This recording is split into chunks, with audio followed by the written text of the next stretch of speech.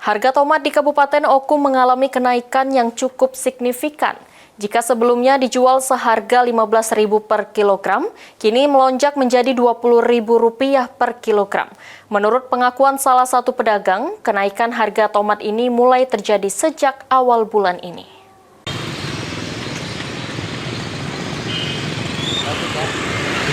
Harga tomat di Pasar Pucuk Batu Raja Kabupaten Oku mengalami kenaikan yang cukup signifikan pada pertengahan tahun ini.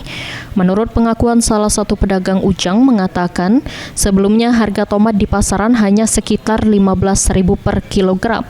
Namun, kini harga tersebut merangkak naik hingga mencapai Rp20.000 per kilogram. Ujang mengungkapkan kenaikan tersebut tidak akan menjadi masalah ketika stok barang tersedia. Beberapa pedagang terpaksa menyesuaikan harga jual mereka untuk mengakomodasi kenaikan harga dari pemasok. Tomat naik sampai per kilo sampai 20. Ya, masih 15, 10.000. Mengambil barang, istilahnya berapa pasaran yang penting ada barang. Selain tomat, beberapa bahan pokok seperti bawang merah dan bawang putih juga mengalami kenaikan, meskipun tidak mengalami kenaikan harga yang signifikan. Dari Kabupaten Oku, Yunin Yuniki, POL TV.